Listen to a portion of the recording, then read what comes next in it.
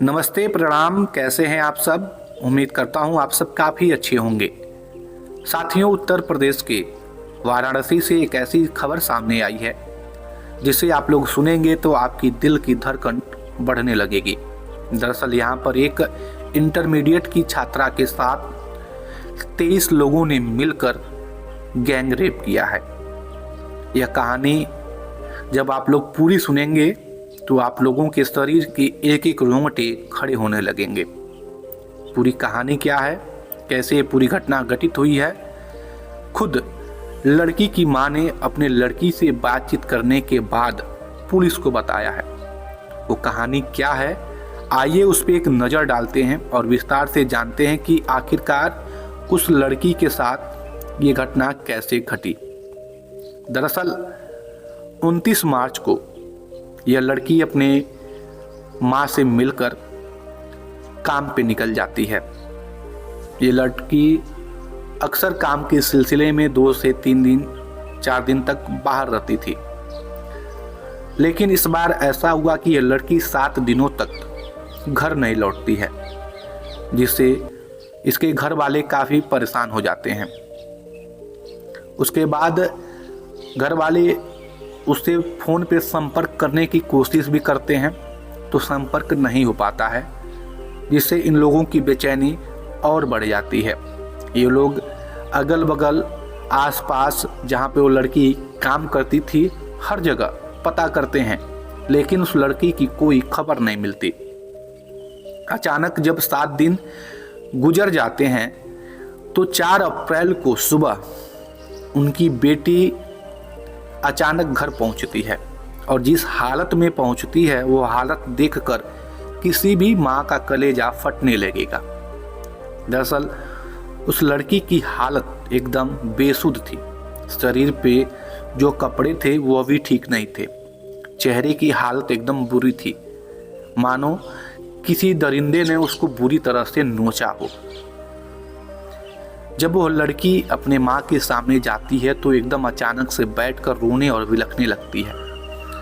उसके बाद उसकी माँ अपनी बेटी से पूछती है कि आखिरकार इतने दिन तक तुम कहाँ थी, तुम्हारे साथ क्या हुआ है, पूरा खुल के बताओ, तुम डरो मत। लेकिन लड़की डर के मारे कुछ कह नहीं रही थी। बहुत समझाने के बाद वो लड़की अपने माँ को सब कुछ बताने के लिए तैयार हो गई और लड़की ने जो बताया वो काफ़ी हृदय विदारक है। दरअसल 29 मार्च को जब लड़की शाम के वक्त अपना काम पूरा करके घर की तरफ लौट रही थी तो रास्ते में उसका एक दोस्त जिसका नाम राज विश्वकर्मा होता है, उससे उसकी मुलाकात होती है। राज विश्वकर्मा उसे अपने साथ घूमने के लिए ऑफर करता है, जिसके बाद वो लड़की उसके साथ घूमने निकल जाती है। घूमते फिरते खाते पीते इन दोनों को काफ़ी देर हो जाती है तो राज इससे कहता है कि चलो कहीं रुका जाए और फिर कल सुबह हम लोग अपने अपने घर की तरफ निकल देंगे। जिसके बाद लड़की भी राजी हो जाती है और राज उस लड़की को एक होटल में ले जाकर रुकता है। जिसके बाद रात के समय अचानक राज उसके साथ ज़बरदस्ती रेप करने लगता है। रेप तक तो कुछ हद तक ठीक था, लेकिन उस लड़की का वो वीडियो भी बनाता है। वीडियो बनाने के बाद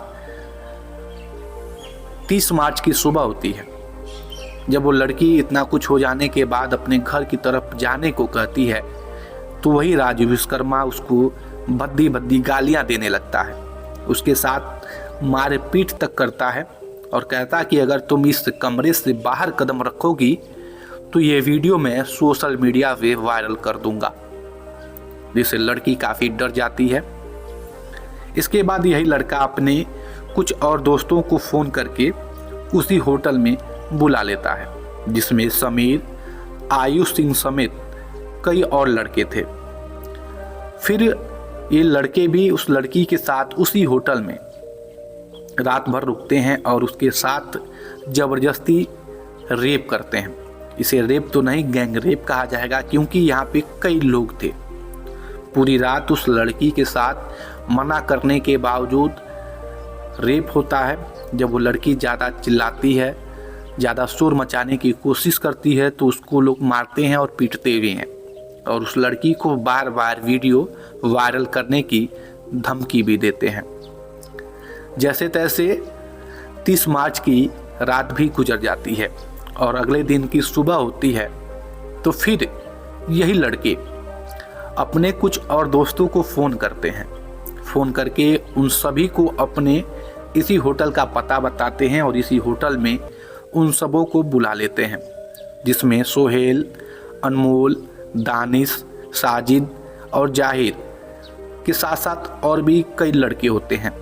ये सब उसी होटल में पहुंचते हैं और उस लड़की को कोई नशीला पदार्थ सुंघा देते हैं, जिससे कि वो लड़की बेहोश हो जाती है।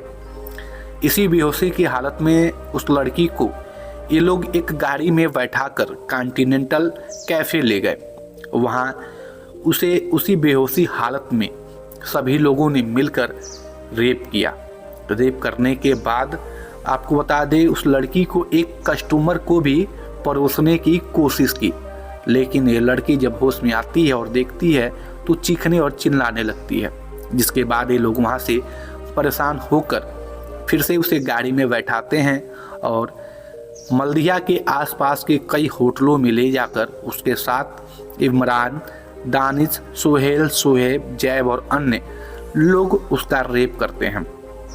ये लोग इस लड़की का फ़ोन तक छीन लिए थे कि जिससे कि यह लड़की अपने घर पर संपर्क न कर पाए। और जब लड़की ज़्यादा शोर मचाती थी, घर जाने की जिद करती थी, तो उसके साथ मारपीट भी करते थे और वीडियो वायरल करने की धमकी भी ये लोग दे रहे थे। अब धीरे धीरे 6 दिन गुजर जाते हैं। इस लड़की के साथ एक एक दिन करीब कई साल के बराबर गुजर रहे थे। उस लड़की को पता नहीं होता था कि अगले पल कौन आएगा और कौन उसके साथ रेप करेगा।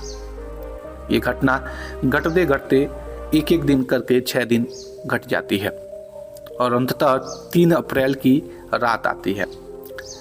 3 अप्रैल को एक साजिद नाम का लड़का उस लड़की को एक कार के अंदर बैठाता है।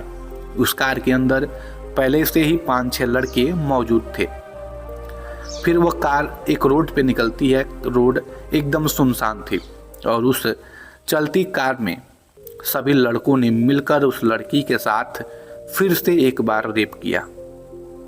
और जब लड़की एकदम बेसुध हालत में हो गई कि मानो कि अब लड़की का प्राण निकल जाएगा, तो उस लड़की को गाड़ी से बाहर ये लोग फेंक देते हैं। लड़की रोड के किनारे बेसुध और बदहवास हालत में पड़ी रहती है।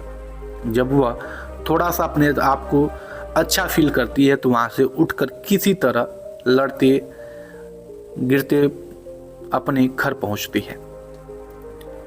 घर पहुँचने के बाद उसकी मुलाकात उससे सीधे उसके माँ से होती है और माँ जब यह पूरा वाकया देखती है तो एकदम से बेचारी चौंक उठती है। माँ के आंखों में आंसू आने लगते हैं और दोनों बिलक बिलक के रोने लगते हैं।